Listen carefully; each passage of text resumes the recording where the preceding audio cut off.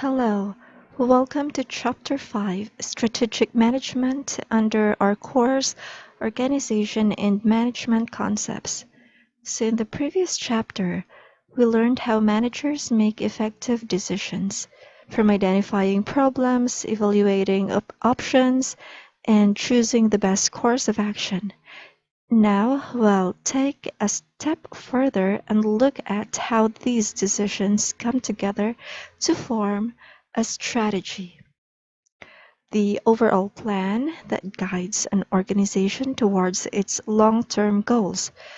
Now, strategic management is about seeing the big picture, analyzing the environment, setting direction, and making choices that ensure success and sustainability.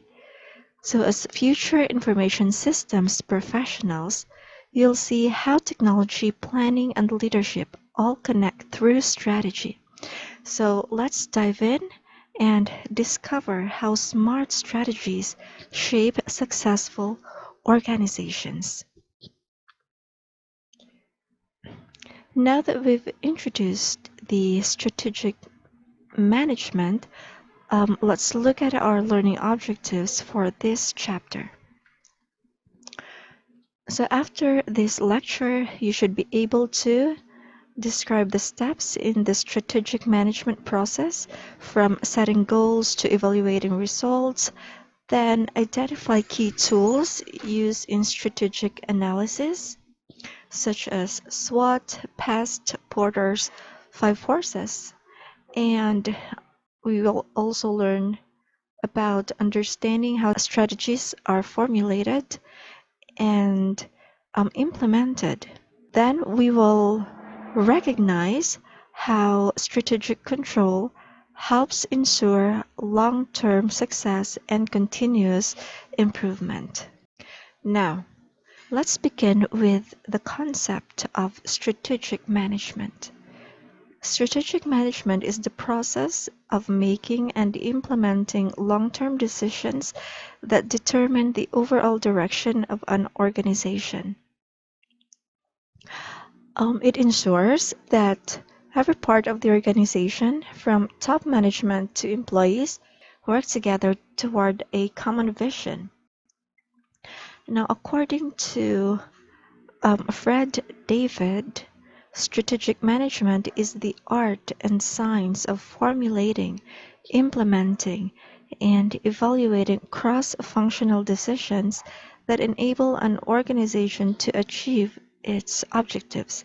In simple terms, it's about creating strategies that make sure a company survives, grows, and stays competitive. Now think about this. Why do some companies like Apple or Samsung stay on top for years while others disappear? Or even in your own life, do you have a strategy for reaching your goals, like finishing your degree or getting your dream job? That's what strategic management is all about. Planning for long-term success. Okay. Now that we know what strategic management is, let's talk about why it's important. First, direction and purpose. It gives the organization a clear direction and purpose. Everyone knows where the company is headed and why. Then, adaptability. It helps organizations adjust to changes. Okay, like new technologies or shifting customer needs.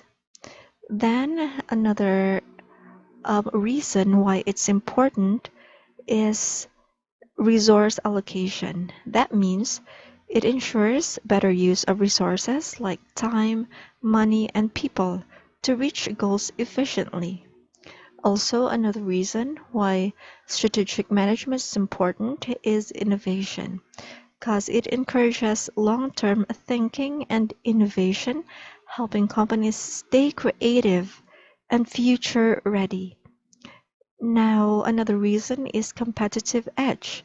It builds strength and advantage over competitors.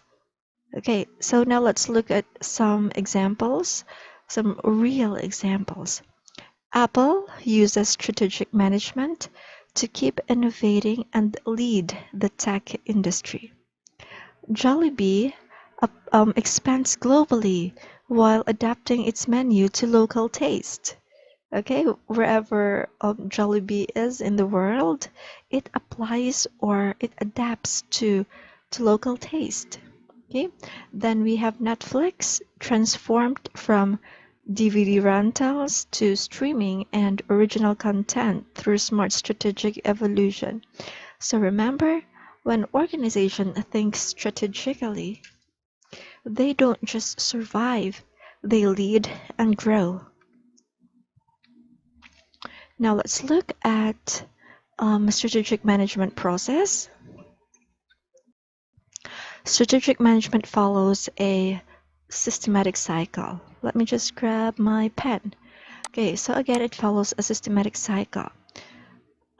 It has 5 key strategies that help organizations plan, act, and adjust continuously to reach long-term goals.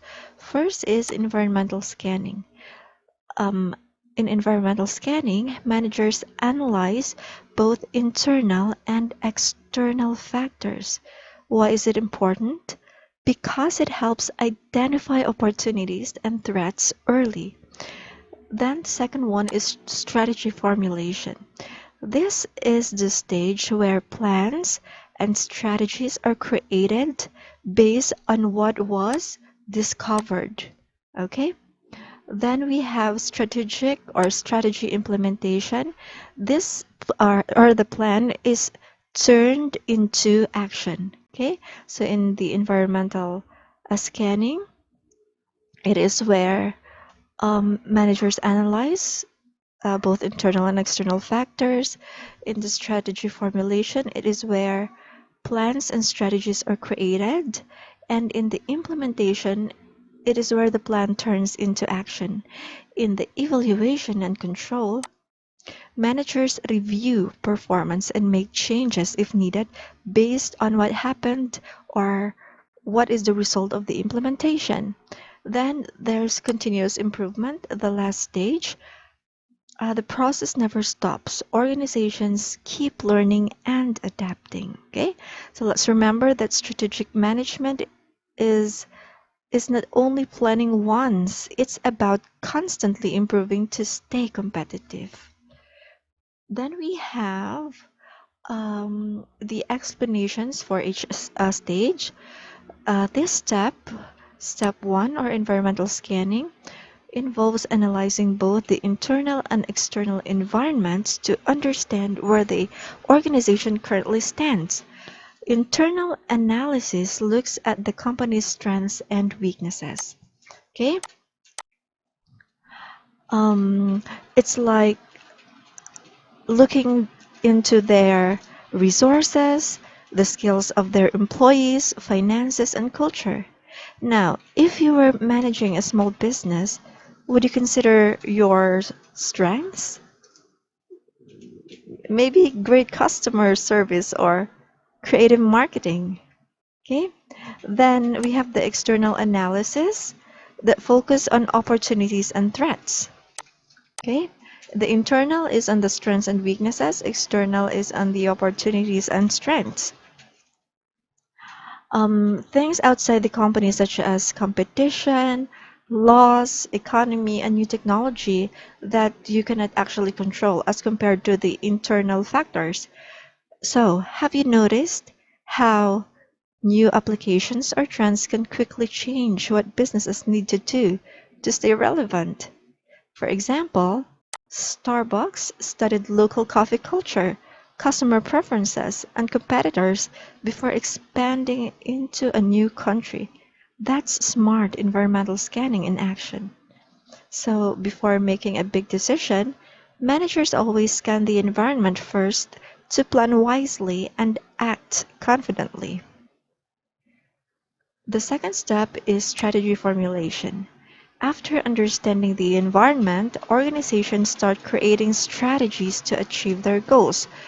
This is where planning becomes more specific and focused. Here are the key activities.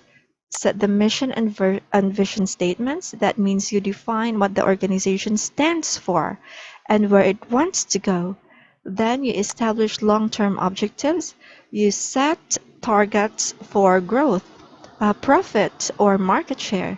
Then you evaluate the alternatives. So you decide which path will lead to success. Now, if you were leading your own startup, what would your mission be? Maybe to make technology simpler or to provide better online services. So let's look at some examples. First, we have Coca-Cola. They focus on global expansion and building strong brand loyalty.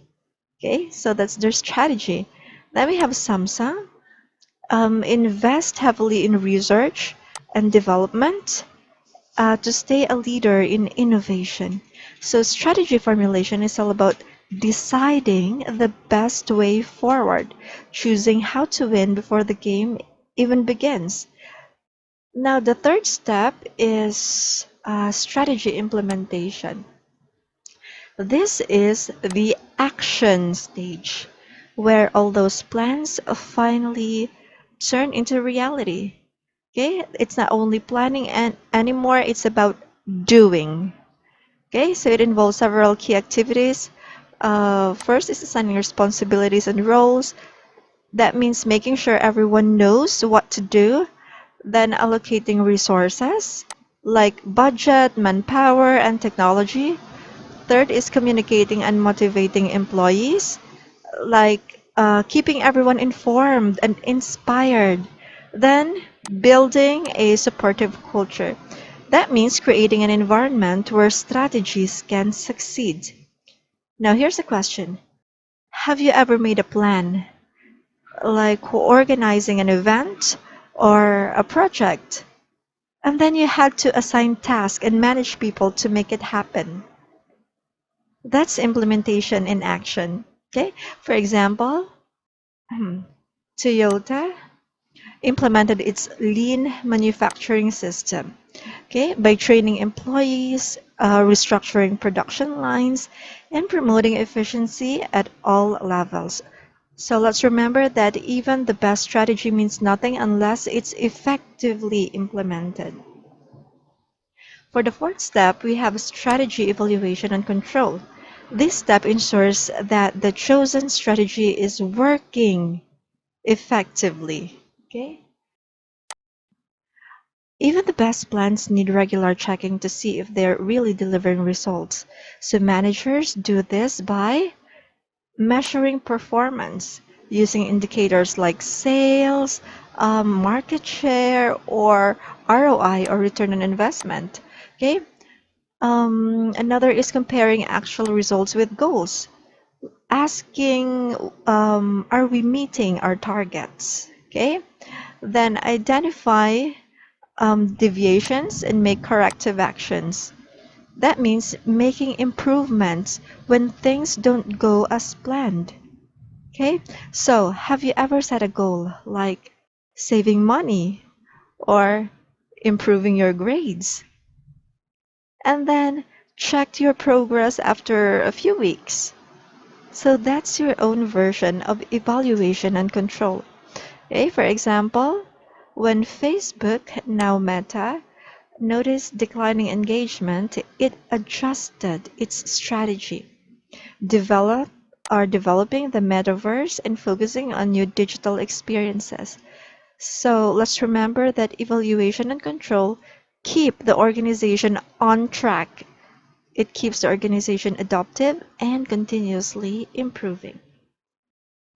Finally, we have the fifth step, which is continuous improvement. Strategic management never really ends. It's a continuous process of learning, reviewing, and adapting.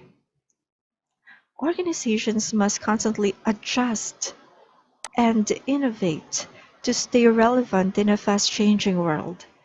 Okay. Think about the apps or platforms you use. Do they stay the same forever? Of course not. They keep updating and improving to serve users better. That's continuous improvement in action. A great example is Microsoft.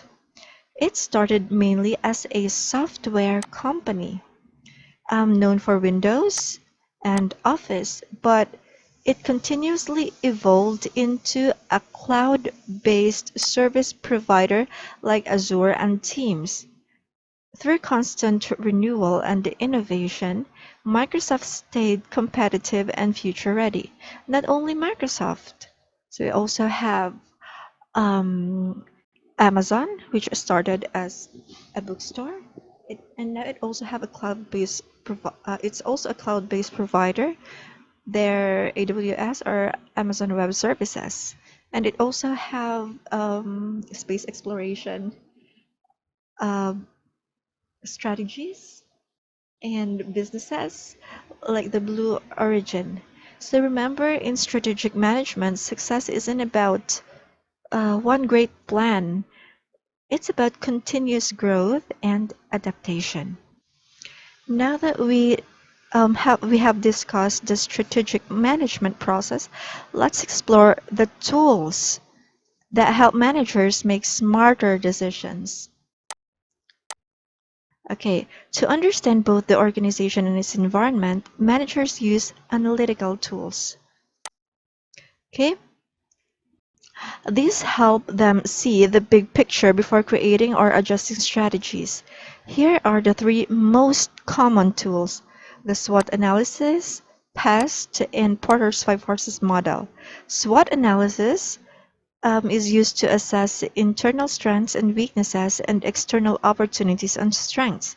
The PEST analysis examines the external environment through political, economic, social, and technological factors.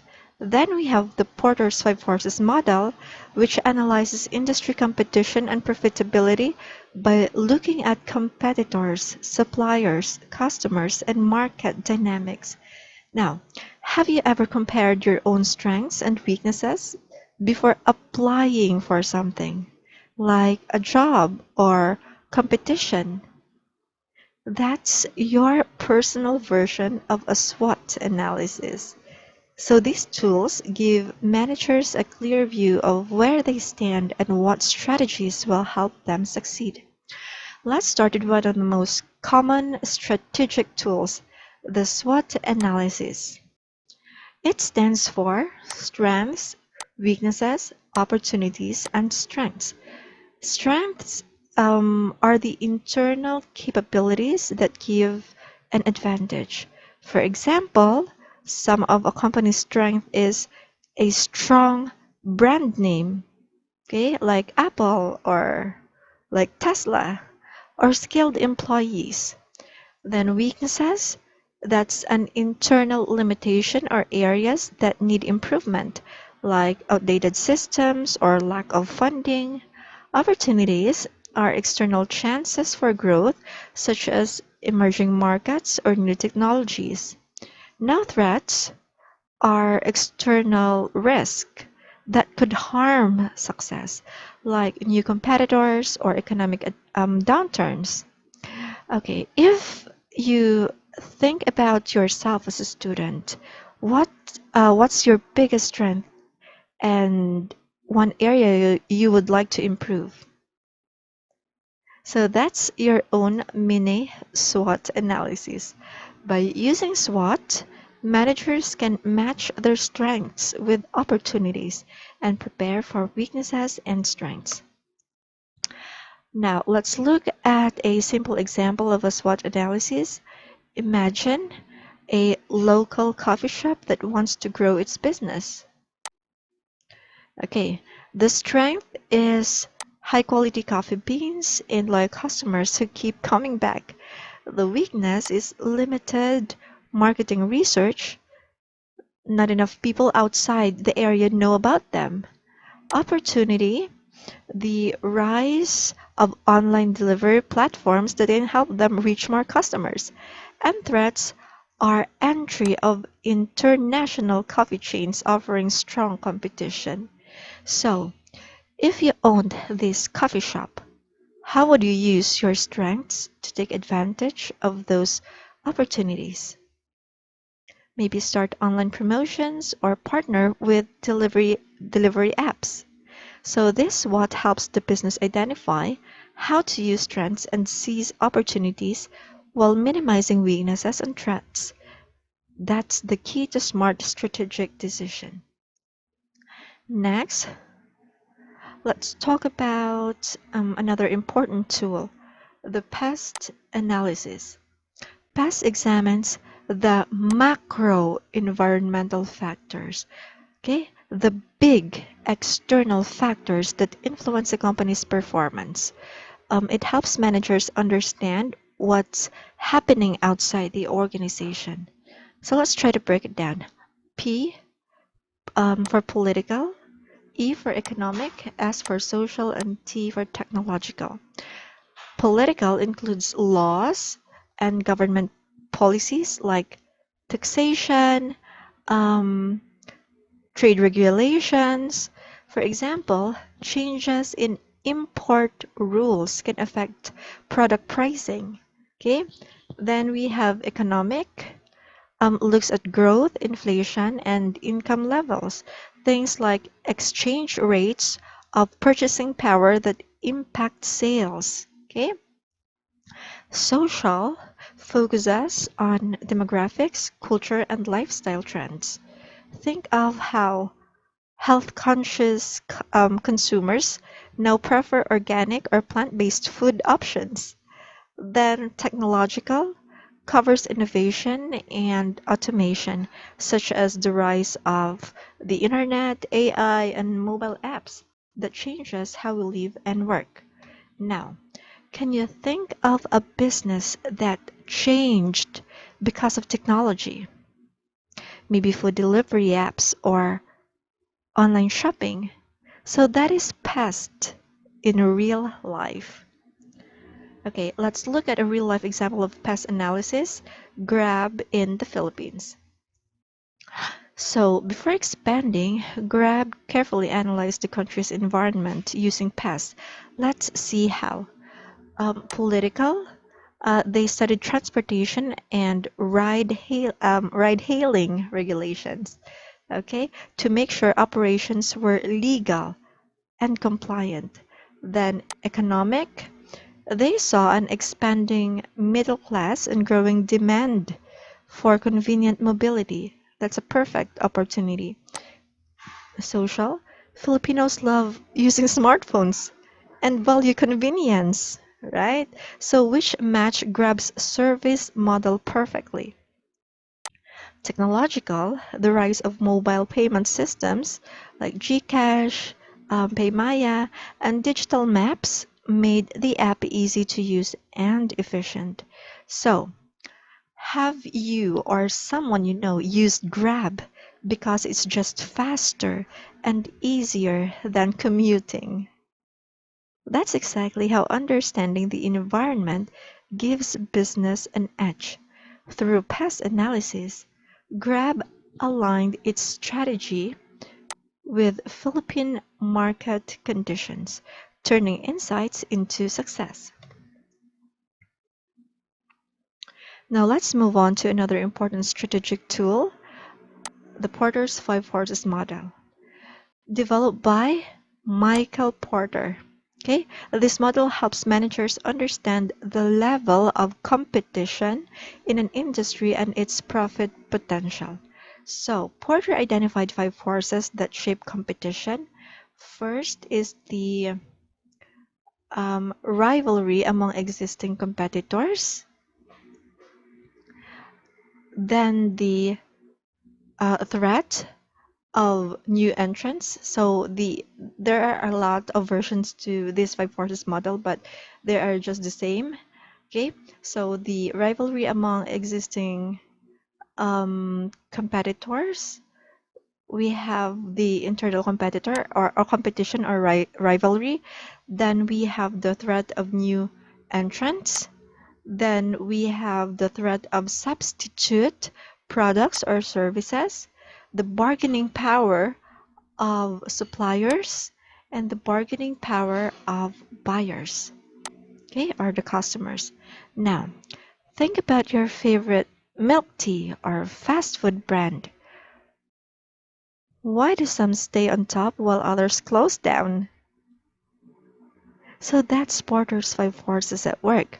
By analyzing these forces, managers can design strategies to stay competitive, to attract customers, and maintain profitability. Now let's break down the five forces in Porter's model. First is the threat of new entrants. Okay, this looks at how easy or hard it is for new business to enter an industry. Okay, example, it's hard to enter the airline industry because it needs huge capital and strict regulation. Okay, so that's our example for the new entrants. Okay, next we have suppliers or the bargaining power of suppliers. It shows how much control suppliers have over prices and quality. Okay, example, Intel influences computer prices because it dominates the chip market. Okay, that's why the supplier or Intel has an influence on the prices and the quality of the products or the microchips. Okay, next we have bargaining power of buyers. When customers have many choices, they can demand lower prices or better deals. So that's the bargaining power of buyers. Okay?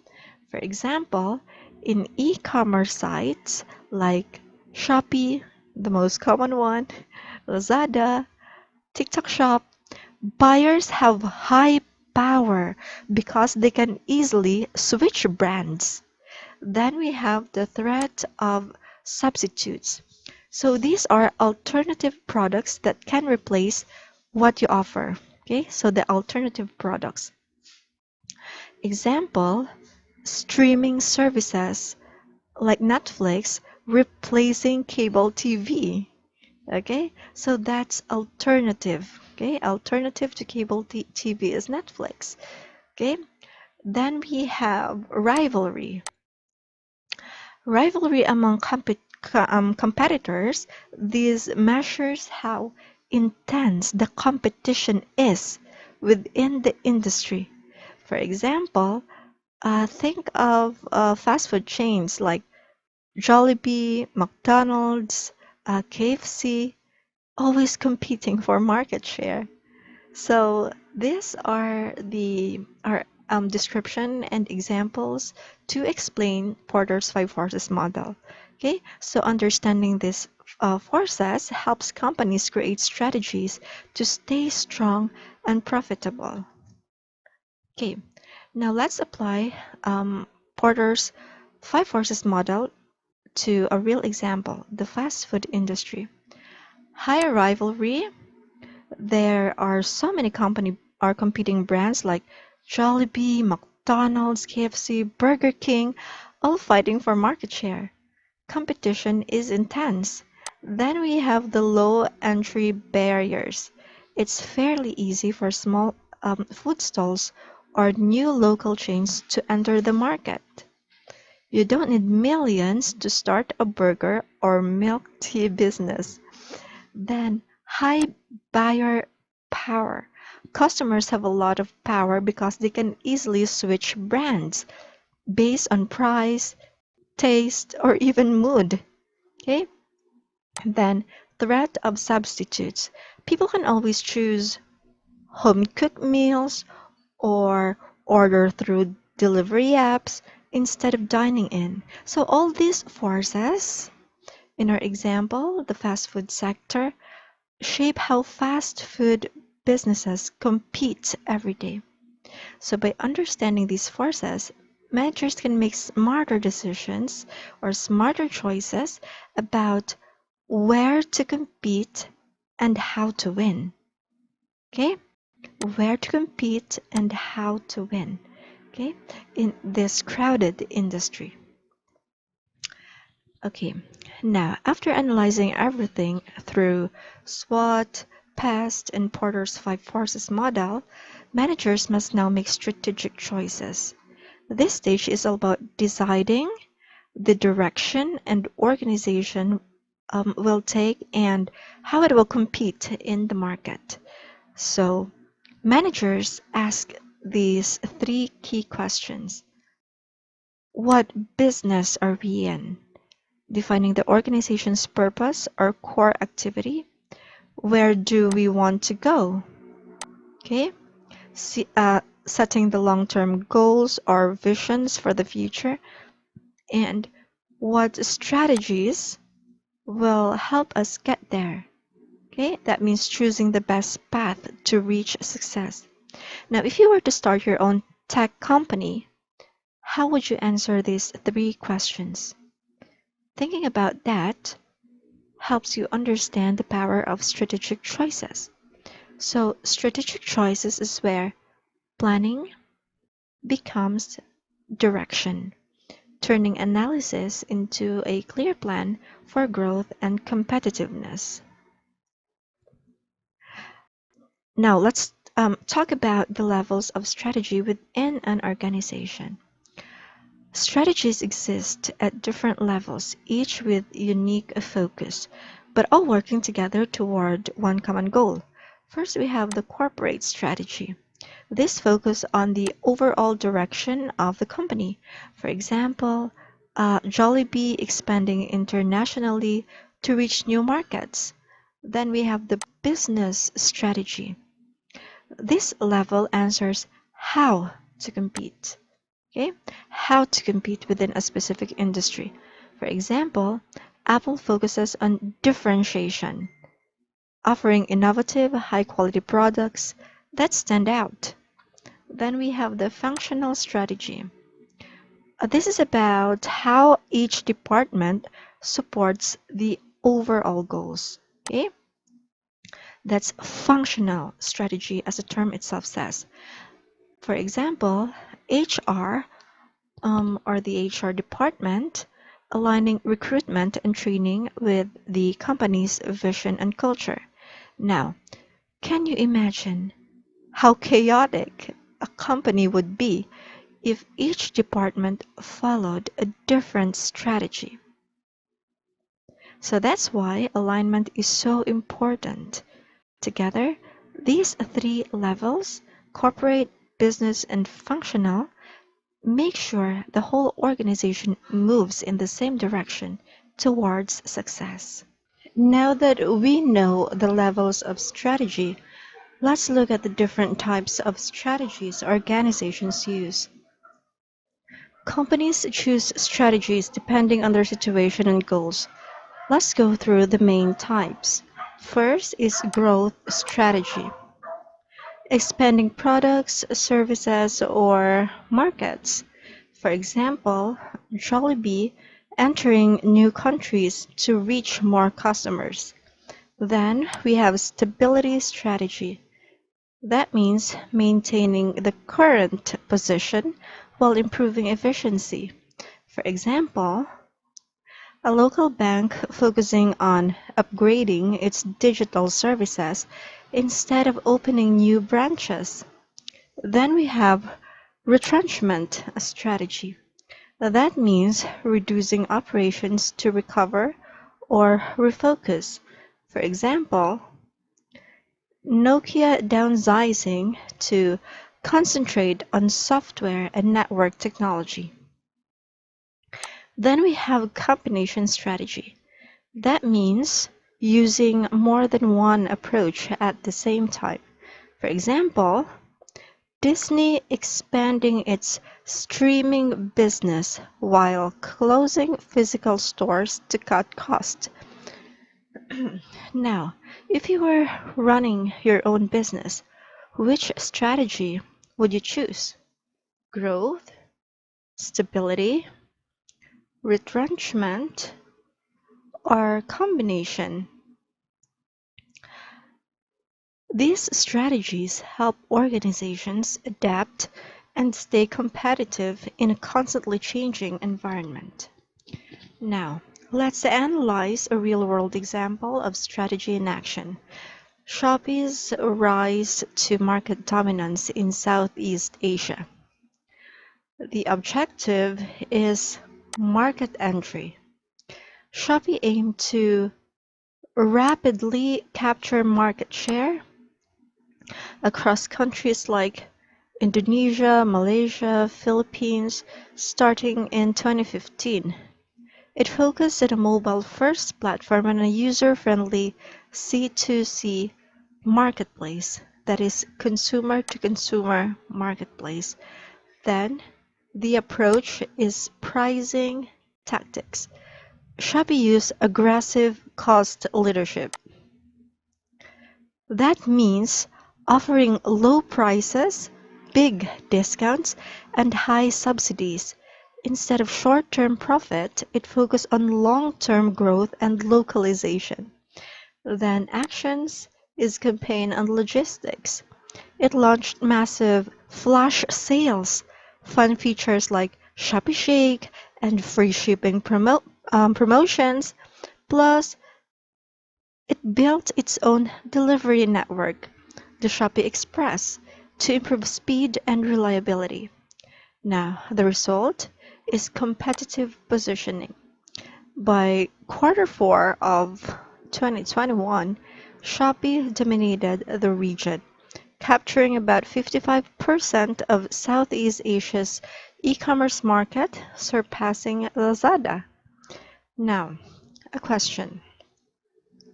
Have you ever joined a Shopee sale just because of free shipping or flash deals? So that's strategic marketing at work.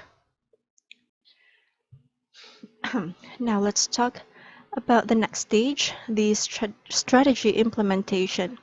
This is where strategy turns into action, where all the planning, analysis, and decision making finally come to life. Here are the key steps managers follow. First, communicate the plan clearly. That means everyone in the organization must understand the goals and direction. Second is align structure and culture. That means the company's setup and values should support the strategy.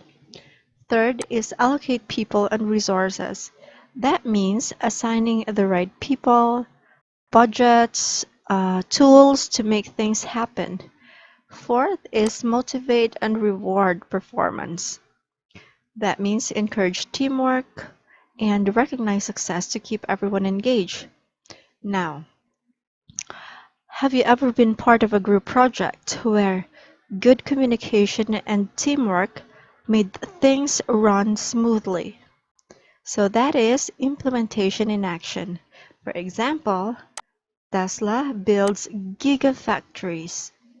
Okay, Um, Tesla execute its global expansion strategy by building gigafactories worldwide and hiring local teams to operate them efficiently.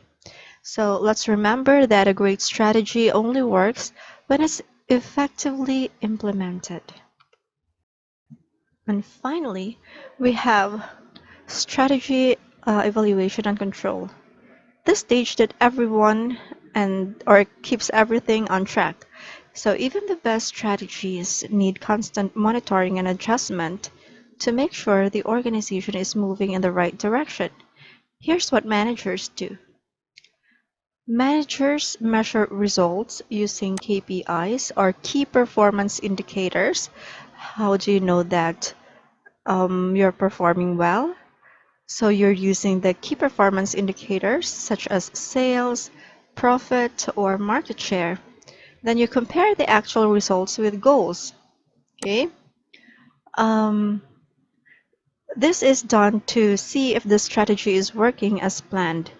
Then you identify problems early and take corrective actions before small issues turn into big setbacks. Now, have you ever checked your progress on a goal, like your grades or your savings, and made adjustments after seeing the results? So that's your own version of evaluation and control. For example, SM supermalls noticed a decline in foot traffic, so they adjusted their strategy, hosting more in-mall events and strengthening their online shopping platforms. So remember, evaluation and control make strategy a continuous process of learning and improvement. Now, before we end, let's review the entire strategic management process through this summary table. Each stage answers a key question and produces specific results that guide the organization. So let's go through them quickly. Environmental scanning. Okay, where are we now? Okay, uses tools like SWOT, PEST, and Porter's five forces to analyze the environment. For example, Starbucks studied local coffee culture before entering a new market. Then we have strategy formulation. That means, where do we want to go? Okay, so you set goals and objectives to achieve clear direction. Example, Shopee's cost leadership strategy to dominate Southeast Asia. Next is strategy implementation. Strategy implementation asks, how do we get there? So turns plans into actions through structure, people, and resources.